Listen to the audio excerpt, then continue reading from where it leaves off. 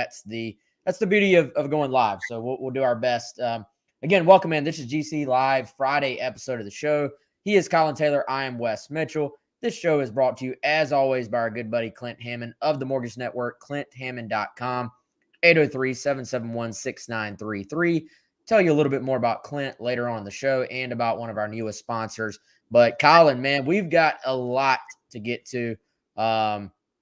Obviously, baseball, the renewing of the what most would say is one of the best, if not the best, rivalry in college baseball, South Carolina versus Clemson this weekend. A massive game for Frank Martin and the men's basketball team on Saturday against Auburn. The women's basketball program actually right now, as we go live, as we record, as well as at halftime of their SEC tournament game with Arkansas. And then, if we have time, I want to talk a little bit about the football transfers, talking to the media early this week for the first time as well. So lots of stuff to get to, man. But let's start with baseball and the news that no Gamecock fan wanted. I think it was sort of maybe people were fearing the worst, and that ended up being confirmed a little bit earlier this week. Not the news South Carolina wanted going into what will be their biggest series of the season so far, as they are without another top-line pitcher. Yeah, this is a pitching staff that we went into it, as media, probably as a coaching staff, saying, listen, we don't have a lot of depth, and if we get injuries, then it's going to be really tough to just trot out the level of arms we need to and the experienced arms we need to. And James Hicks goes down 2 weeks into the season, 2 starts into the season with Tommy John. He's having that today. I don't know if that was this morning or afterwards, but he'll have Tommy John today, out for the year. Julian Bosnick still hasn't begun his throwing program with that flexor strain. Josiah Seitler likely won't pitch this weekend with a what they're calling kind of an elbow issue. Kingston doesn't think it's long term, but this is now a staff that you went from having 3 or 4 frontline guys you felt good about starting to now 3 of those 4 being out, with Will Sanders, the lone guy, healthy at the moment. So not good for South Carolina. The series maybe has lost a little bit of steam because of that, but it's still South Carolina Clemson, and weirder things have happened in this series, and I'm excited to see South Carolina against another. Clemson's been pretty good this year, so excited to see them go up against a team that will likely have postseason aspirations. Well, and man, that's baseball for you. Like, as far as is it going to be the some of the marquee names that maybe we thought it would be? If you were drawing out the lineup before the season started, obviously not. But you kind of know going into a season, you're going to need some guys to step up, right? At some point, guys are going to have to step up. Now, if you're Mark Kingston and you're the coaching staff, you're hoping it's not this many guys and this early on in the season. Right. Like, nobody drew it up like this. I feel like every staff or every coaching staff, you always probably go in saying, well, at some point we're going to need to get more out of this guy or more out of that guy when that time comes. You just hope it's not March the 4th, of a baseball season that is a couple of weeks old at this point, man. So what can you tell us? Obviously Will Sanders is going tonight. So key for the Gamecocks, in my opinion, to win the game that he is throwing in. If it's me, and let's start right there with that thought. If it's me, I'm pulling out all the stops to take a dub in game 1. And people may be saying, well, you should always try to win every game. But in baseball, you sometimes do have to take a big picture approach. How you manage your pitching, how you manage the game situation. Sometimes you do take a little bit more of a series approach. But if it's me and if I see the opportunity to win this game, I'm diving all in for it if I'm Mark Kingston. Oh, absolutely. And getting off and winning, not only there, but winning at Founders Park with another game in Columbia coming up the next day at Segra is so vitally important. And you need, with so many question marks on Saturday and Sunday in terms of who's even going to start the baseball game, let alone who's going to pitch in it, you need to get off to a good start today. And Will Sanders is the guy you want out there doing it. And the question then becomes, how deep can he go? Can he navigate what's been a very, very potent Clemson offensive lineup? And that's the hope. But as you like break things down and look at some of these stats, this is shaping up to be a pitcher's duel. Will Sanders is obviously first-round potential, obviously an insane competitor. And then they got a lefty in Mac Anglin who's given up 1 hit in 10 innings.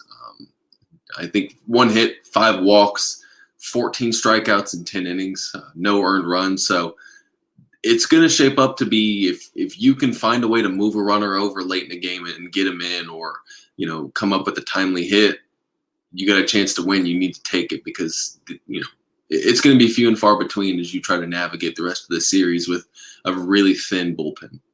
Yeah, and you never want to go into a series, and I'm looking at your preview article right now. I would encourage everyone else to head on over there, check it out on GamecockCentral.com.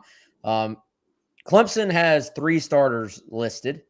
Now, one of them, Nick Clayton, does not have pretty numbers at this point, but it is early in the season. But you never want to go into a series with 2 TBA listings, and obviously that's a bad sign. Like there's your sign. Something has gone terribly wrong. Have you heard anything, Collyn, on what to expect as far as who might be in the running for those 2 starting spots? I know that's always going to come with the caveat of what happens tonight. Sundays, could be determined by what happens on Saturday. But that being said, any expectations, anything you've heard as far as who might get the ball Saturday at Segra and then in Clemson on Sunday? Yeah, I don't think the staff fully knows. I think they have a really good idea of who might get the ball, but it depends on, if Wes Sweat and Cade Austin are probably my 2 guesses right now as the starters. But listen, if there's a situation where you need a ground ball and Wes Sweat is your best ground ball pitcher in the 8th inning, and you got Caden Grice up to bat, do you not pitch Wes Sweat and go with someone else, or how does that work? And Wes Sweat might be a guy that's better on Friday, Sunday availability instead of just for a Saturday start. So that's the kind of mentality I think they're approaching it with. But if we're really going to break it down, Wes Sweat's a name that probably is in consideration for that. Noah Hall has started before in his career at App State and could potentially slide into that role. And Cade Austin has started the second game of the doubleheader, game 3 of the series against GW. And it seems like if I'm handicapping it, I'm probably putting Cade Austin as one of the likeliest of those 3 to slide in there and then pick your poison for the next one. But I think Cade Austin starting either at Segra or at Clemson on Sunday is probably a good bet.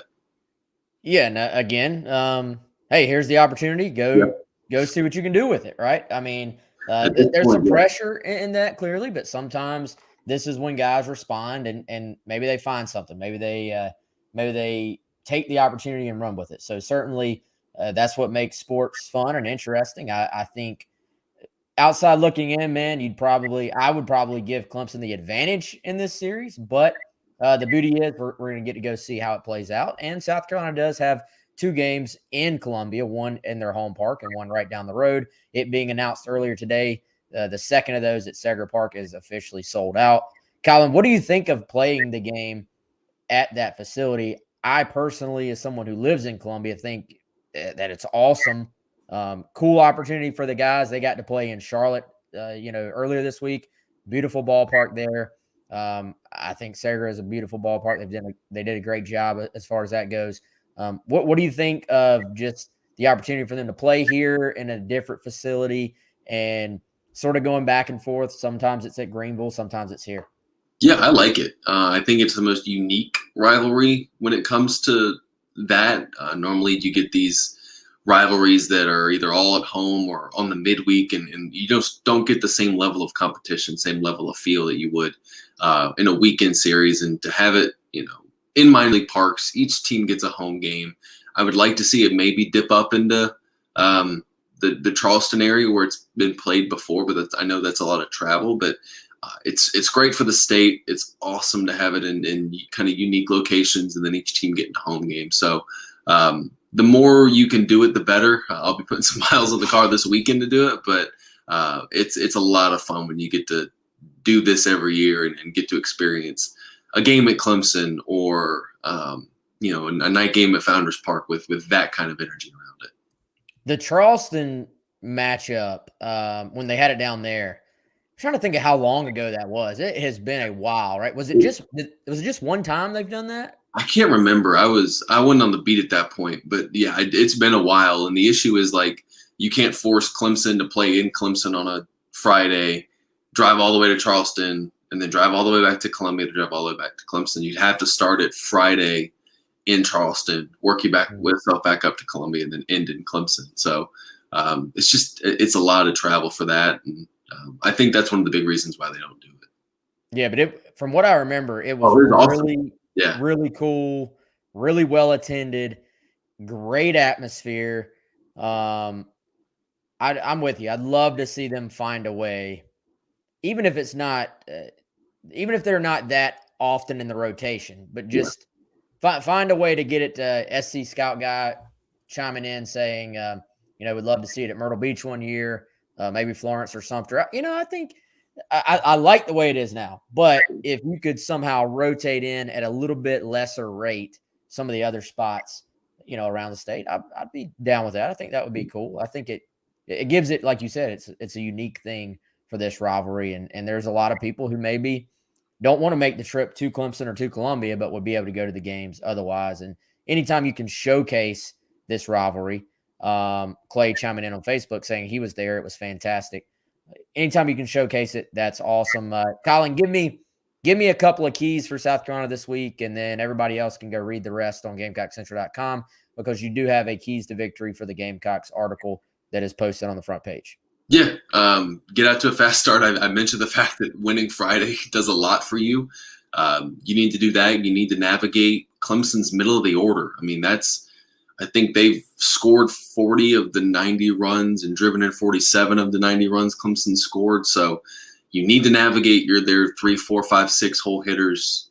They've been better in recent games, hitting with runners on, hitting with runners in scoring position. So you have to continue to do that when you get opportunities, which is something last year's team didn't do a lot of. And at the end of the day, you just need to get pitching out of your bullpen. Now your number 1 and number 2 options in your bullpen are going to be your number 2 and number 3 starters. So if you were the 5th option in the bullpen, now you're number 3 in the bullpen or something like that. So you need to find a way to get consistent bullpen play. And if you can get that, then you have a good chance to win. And if not, it might be a struggle because of how thin things are. And Clemson looks to be, I'm not saying they're going to Omaha, but they look to be a really good team that can win some games in the postseason. And I know South Carolina fans don't like hearing that, but this is a good Clemson team at the start of the season, and they have a lot of different ways they can beat you. Yeah, so it'll be fun to watch. We'll see how it plays out, Collyn, and everybody can check that out. The complete coverage of it on GamecockCentral.com throughout the weekend.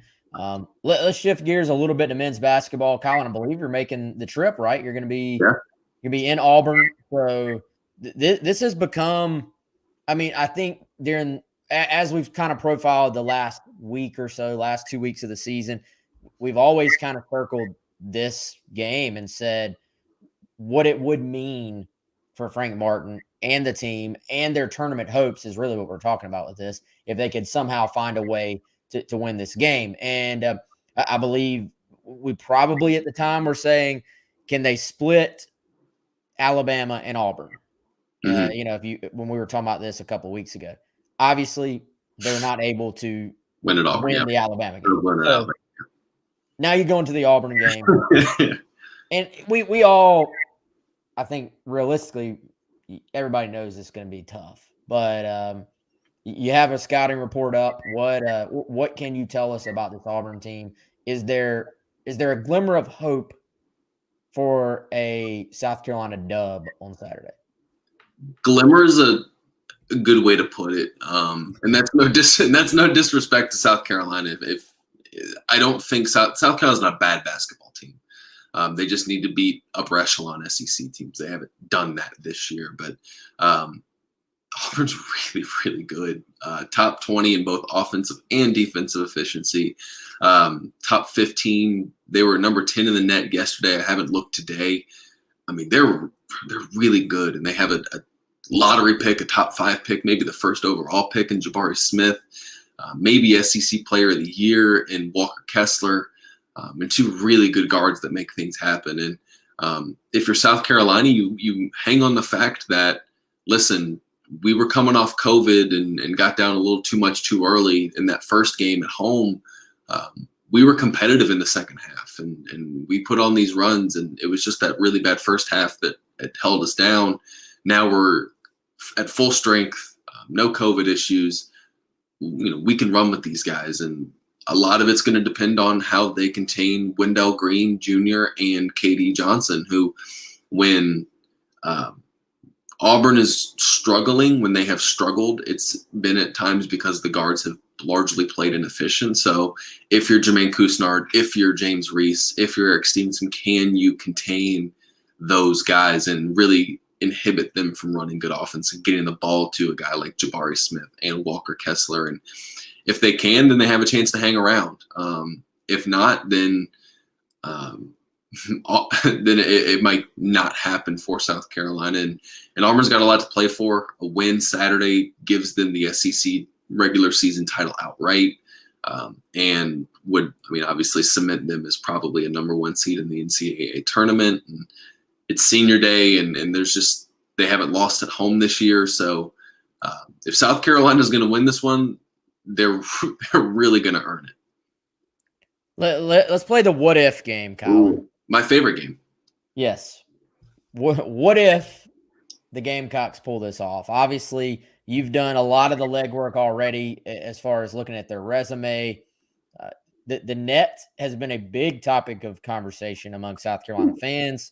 Some interest. I saw a great graphic on Twitter. I can't remember the name of the guy who posted it, but basically it was all these teams with similar records to South Carolina. And it was like South Carolina was pretty much better in almost every category, but then the net hated South Carolina, essentially.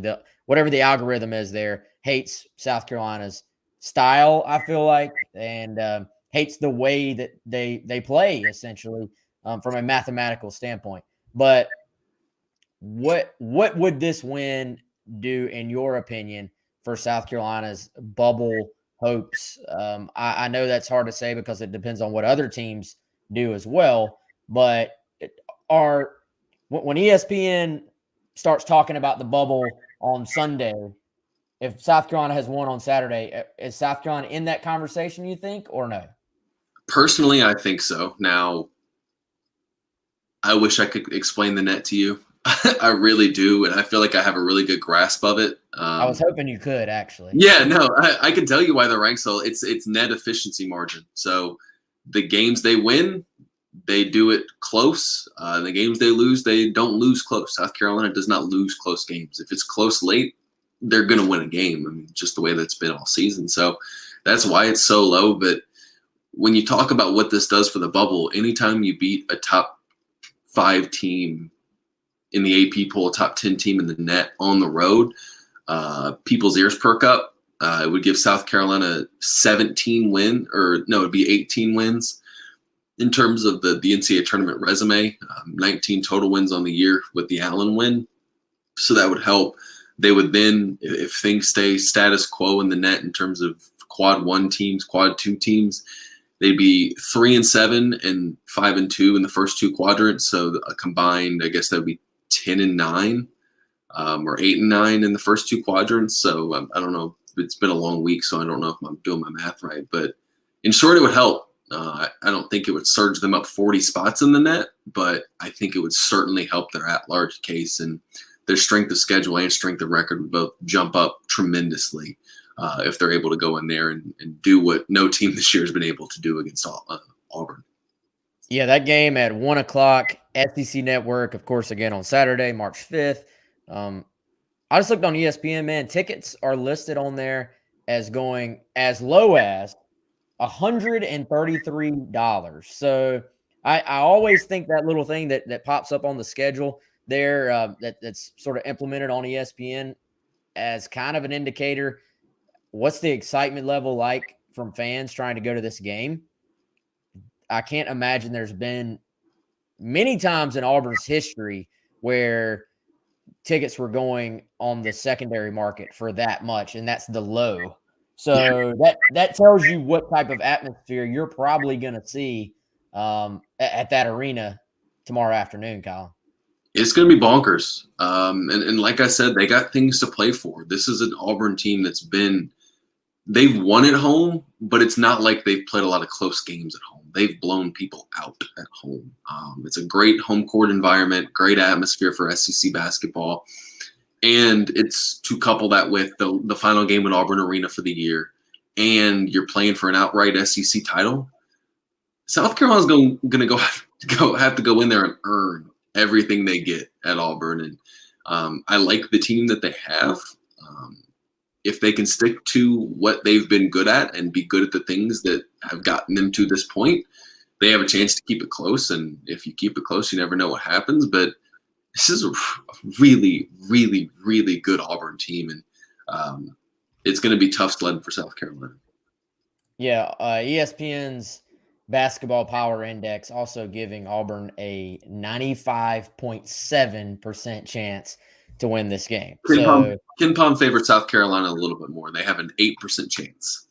Okay, well, so we'll go with Ken Palm then. If you're a Gamecock fan, you're looking for a little sliver of hope. There it is. But hey, crazier things have absolutely happened. It's not impossible. Is it likely? Obviously not. But is it? Could it happen? Yes. So and that's why Collyn will be there to cover it and bring you all the information on GamecockCentral.com. Before we turn our page here to football, I want to tell everybody about our newest sponsor here. That is Liberty Tax right here in Columbia, 803-462-5576. This is obviously tax time, so overcome your taxiety. Taxiety is the uncertain feeling that you get right before you do your taxes. You're unsure. You want to make sure you do them right. You want to make sure the IRS does not call you. Check out our friends right here at Liberty Tax locations in Irmo, Lexington, and South Carolina. They've got a new location at 551 St. Andrews Road, Columbia 2910. And by the way, if you want to do them online, you want to do them virtual, that's an option. You want to go in person, that's an option. And they are open on weekends and open late. So shout out to my man Larry for being a sponsor for us right here on GC Live. Collyn, did you do your taxes yet? Or are you still holding off, man? Not yet. We have not done them yet. So that's coming up soon. Yeah, you got to get on that. You got a little over a month, but time flies, man. We're about to be in spring practice, so don't even mention spring practice at this point. I don't know. It'll be here. Collyn, you got to call 803-462-5576. Make sure you give out the right number, Wes. And they will take care of you. Tell them that GC Live sent you. Let's talk a little football, Collyn. This will probably be a little bit of an abbreviated show, y'all. But I wanted to talk about the transfers who spoke, obviously, on Wednesday. First time they spoke to the assembled media. And Spencer Rattler, no surprise, but, considering our interactions with him, I was just impressed at how Spencer Rattler seems to walk that line between, you can tell he's been humbled by what happened at Oklahoma. You can tell there's a chip on his shoulder about proving who he is and what he's about at South Carolina. There's also still just that kind of innate confidence. Like he kind of exudes, in my opinion, a certain level of confidence that is just apparent. There's kind of an air about him. Let's start with Spencer. What was your takeaway from what Spencer Rattler had to say? And I love the word he used, Collyn, refreshed. He said he's refreshed about his time at South Carolina. Yeah, I drew the same exact conclusions. He seemed refreshed. He seemed kind of like revitalized.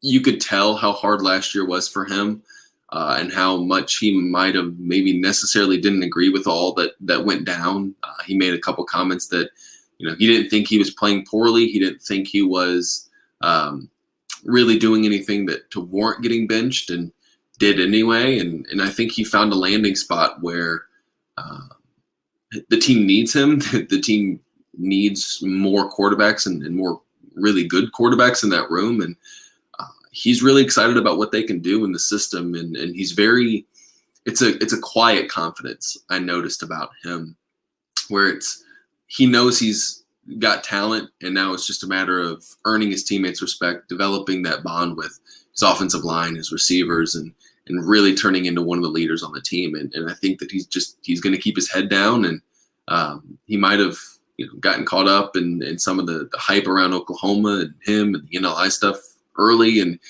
it all didn't go the way he planned at Oklahoma. So I think he understands the journey a little bit more this year, and I think that's really going to benefit him. Yeah, man, and I think I was interested to hear his answer when he was asked about going all the way back to the Netflix show.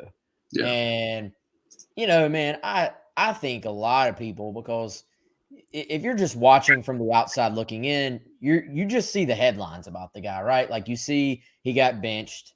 You might see, you might have caught a little bit of the show on Netflix when he was 17 years old. Right. And that's your impression of him. Yeah. It was clear he was a kid goofing off with his friends, and that it sort of got skewed a little bit in the Netflix show. And, in our dealings with him, with the Garnet Trust interview, just chatting with him otherwise, and then what you saw from him on Wednesday, I believe he has a maturity about him where he carries himself sort of like a professional athlete. Yeah, like I think I got that too. I think he has learned how big the platform he is on really is. He's seen the positive of being who he is, and he's seen hey, my own fans at Oklahoma are booing me out of the stadium. He's seen the other side of it, and I think when an athlete kind of experiences all that, it just gives them a little bit more of an understanding of exactly the stage that they are on. And so I've been impressed, man. It's going to be interesting to watch him this spring. I hope we actually get to see some real practice time, because I know the fans are incredibly excited about hearing how he looks. But he seems to be just settled and confident, but comfortable with this new opportunity he has. I think he's certainly there's pressure. Anytime you are a starting quarterback in the SEC, there's certainly pressure. He just doesn't come off as someone – the pressure's at Oklahoma.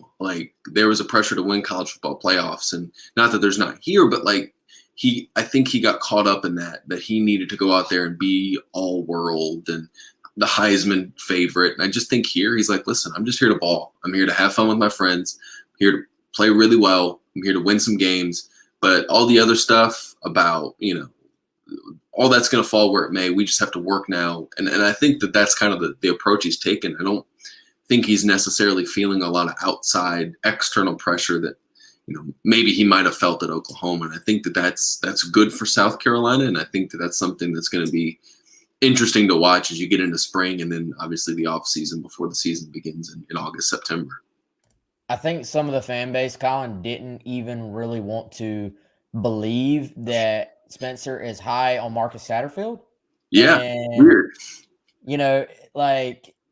I think he truly is excited about the opportunity to learn some of the concepts that he will, if he's going to be a top NFL quarterback, that he will have to sort of understand at that level as well. And when he first came over, when he first committed to South Carolina, and it started going around that was part of the reason, I think some people kind of just, they brushed it off. Yeah, there's no chance. Yeah, but it seems to legitimately be part of the equation for him. Yeah, and Shane Beamer is obviously the link that first caught Spencer's attention, the link, him and Stogg, obviously, but you don't commit to a place without talking to the offensive coordinator, being, understanding the system you're walking into, because fit and comfortability was so important for him. Sat understands offense. He's been around Matt Rule. He worked in the NFL. He understands what an offense that's designed to get you to the next level and be at the next level looks like. And was it perfect last year? No. Was it downright bad at different times last year? Absolutely. But you saw signs, you saw things that they were trying to do from a schematic standpoint, and some of that stuff just didn't work or work the way it needed to. And I think getting an athlete like Spencer Rattler in certainly elevates the offense. Returning pieces like Bell and Marshawn Lloyd and Juju and the pieces they're adding will certainly help. And I think that was a big appeal to Spencer Rattler, that, hey, come play with these pieces in the SEC and in a system that will teach you, once you get into the NFL, how to hit the ground running, so where the learning curve is not as steep as maybe some other guys coming from, the air raid through, air it out, spread them out kind of offense. Let's talk about maybe another guy or two, Collyn. Anything else just catch your eye, catch your attention? Obviously, I know you're going to be high on Terrell Dawkins. That dude was awesome. That dude was awesome. Like he's going to be one of the. I'm not going to put him in Ernest Jones territory yet. Like Ernest was outstanding dealing with the media, and Ernest had some depth to him as far as how he would explain things and just a very genuineness about him. But obviously, Terrell Dawkins is going to be a media favorite. That's already apparent. But what were some things that just caught your attention otherwise, man? I was really impressed with how they talked about Shane Beamer. These are guys that, Terrell Dawkins was part of a team that, was one game out of winning was going to the ACC title game. It was like one game away from doing that. And, is it Lavassier? How do we pronounce? Yeah. Lavassier Carroll. Lavassier. I mean, he was at Georgia, won a national title and said some really good things about the culture. He's been around, title teams. So I was really impressed. And then Antoine Wells, obviously, the stuff about the facility and whatnot. But I was really impressed with how they talked about culture and the culture that they saw around the building from Beamer. And, these are guys that didn't come from losing programs for the most part. Dawkins was part of a rebuild at NC State that, capped at them winning 9 or 10 games, whatever they won this year. And so they understand what good culture looks like, and for them to be so high on what Beamer's doing and has done, I think says a lot about not only them and understanding what it takes to win, but what Beamer's been able to do in 14 months at South Carolina. I think Gamecock fans have got to feel pretty good about Antoine Wells as well. There's confidence about him there. Yeah, and he's driven, man. Like I would encourage people to go also watch our Garnet Trust interview with him, man. He had some good stuff in there, just where he opened up a bit about just not wanting to waste his opportunity that he has at South Carolina. And sometimes, Collyn, when guys get recruited by 25 Power 5 programs and it's just expected, it's just known they're going to be playing SEC or ACC or Big Ten ball, you don't quite maybe appreciate it as much. And I think with Antoine Wells having to go through Fork Union, going to prep school, going to play at James Madison, sort of grinding and working your way up, there's a certain gratefulness and a certain appreciation of the opportunity that he has at South Carolina. And, he told me, he was like, I don't want to screw this up. Like, I want to do everything I can, whether it's nutrition with Kristen Coggin and all the guys talk so highly of her, whether it's the weight room, making sure to put in the effort every single day. Then, of course, practice and all the other stuff we talk about. He just doesn't want to miss this chance. And I think those are the guys, if there's already talent, which there obviously is, those are the guys that most of the time, if they can avoid injuries, they pay it plays out to where they make an impact. Yeah, absolutely. And one of the things that Beamer's talked about building the program on is gratitude, being thankful, that you're not only playing college football, but doing it in the SEC and doing it at South Carolina. And I think you got that sense from Antoine and from everybody. And the fact is, these are all guys that started elsewhere, that either left because they didn't feel wanted or left for better opportunities, and they found a place where they feel really good about being there. They're happy to be at South Carolina and be in a place that they feel wants them, that fits them well, that can showcase their talents. And I think when you have a group like that that wants to be there and wants to work, I think that says a lot about South Carolina. That says a lot about the guys that Shane and those guys are recruiting. And I think this is going to be an incredibly impactful transfer class when you look at the end of the year and see leading tackles and rushing yards and things like that.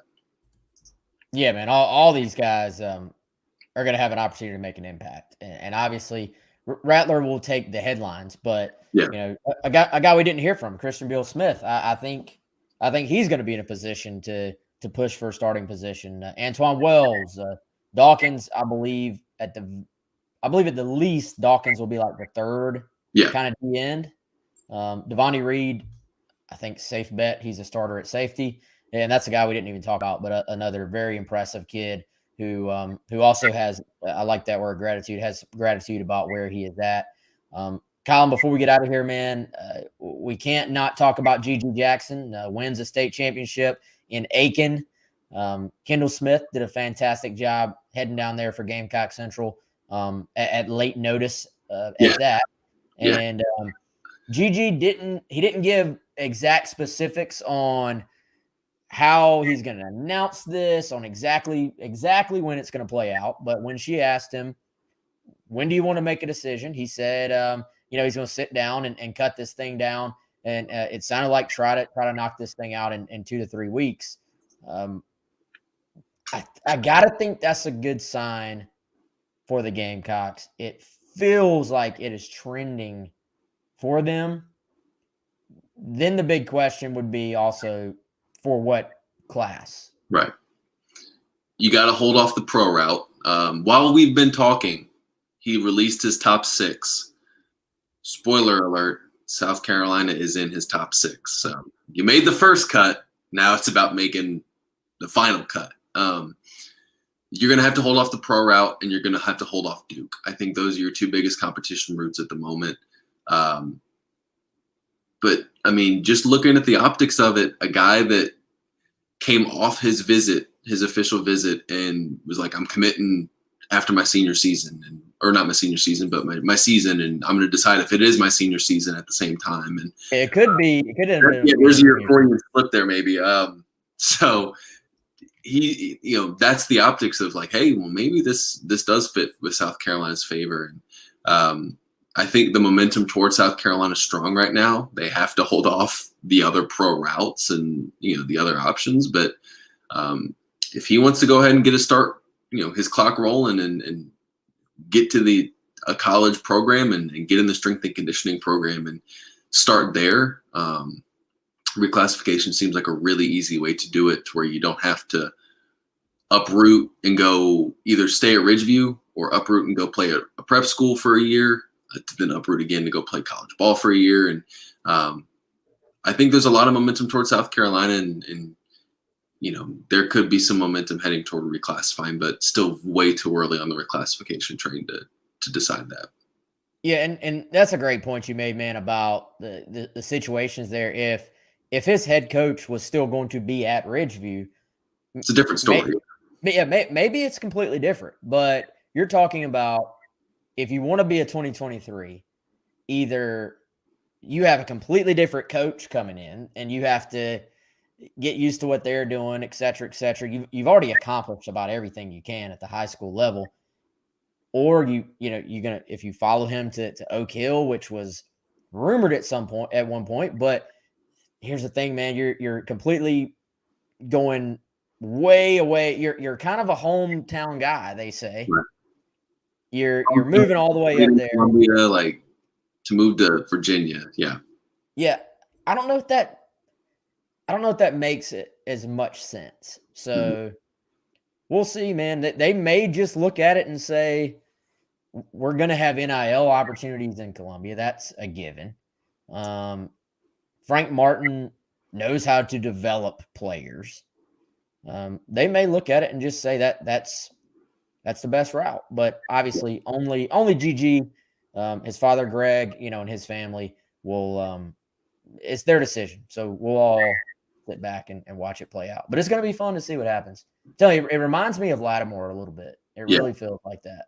Well, Auburn's in the top 6, so. By the way, what are the top 6? I mean, South Carolina, Duke, North Carolina, Auburn. Yeah, so you're at Auburn, Duke, Georgetown, who got, I believe, his first official visit, the NBA G League, North Carolina, and then obviously South Carolina. Wait, G League got like a spot in got a little logo, yeah. It's got a little logo between the G and the NC for, yeah. Isn't that cool? That's awesome. Yeah. I need to start doing that for like when I'm going to go to lunch and just put like NBA G League in my lunch plans, like Chick-fil-A, Chipotle, G League. G League. I don't think there's an option to predict G League in the On3. I'll have to go look. Prediction engine there. Hey, the RPM predictor is Jamie Shaw churning away and picking a. Yeah. Jamie flipped the algorithm on its head there. It was saying North Carolina, which, in talking to Jamie, and Jamie does a great job. Jamie's fantastic. He doesn't seem to think North Carolina's as big of a player as some others, and I tend to agree with him there. Yeah, Collyn, it feels like it's South Carolina, Duke, or G League. Yeah. I think if you were to do a top 3, that's what it would be. And there are some pros and cons to the G League portion of it, to where, if you're going to be a 2 and done or a 1 and done, do you want to go have a chance to play in the NCAA tournament or play in these cool venues like Rupp or Thompson Bowling, or they're going to Georgetown next year if he reclassifies, he could play there. Or do you go the G League route, and disappear is not the right word, but you don't have the same stage you would as if you were playing on SEC Network or ESPN, twice a week for 6 months or however long the season is. So there's some pros and cons to that one as well. And I think the NIL part of that it's reshaped that conversation completely. It changes it. It really does, man. You can go to college and still go ahead and start, monetizing your ability on the court. And I think that was a factor with a guy like Josh Vann on the football side, having a kid, not having to worry about, well, I have to jump to the NFL to start bringing in a paycheck. If I'm GG Jackson, I'm sure, and he's even mentioned that it is, I'm sure that's a huge part of the equation, because you're any of those places you go. I mean, I'm sure Duke, there's going to be opportunities. Like let's not pretend just in Columbia because he's from Columbia. I'm sure Duke people take care of their players. It's just completely and entirely legal to take care of their players now. So yeah, that's a big part of it. Collyn, great stuff as always, man. We'll let you get out of here. I know you got some baseball to cover. So are you baseball tonight? Auburn basketball on Saturday, and then at Clemson on Sunday? Mm-hmm. Okay. We're getting the entire Southeast road trip in this weekend. Yeah, so big weekend for the Gamecocks. Big weekend for Collyn Taylor as well. Once again, want to thank our buddy Clint Hammond for being our sponsor right here on the show. ClintHammond.com, 803-771-6933. You see his picture right there. C. Hammond at MortgageNetwork.com. And the NMLS number is 71597. Collyn, appreciate it, man. Good luck this weekend, and we'll do it again soon. Okay, man? Absolutely. Appreciate it. Yep. It's Collyn Taylor. I'm Wes. You'll have a great weekend, and stay tuned in to GamecockCentral.com.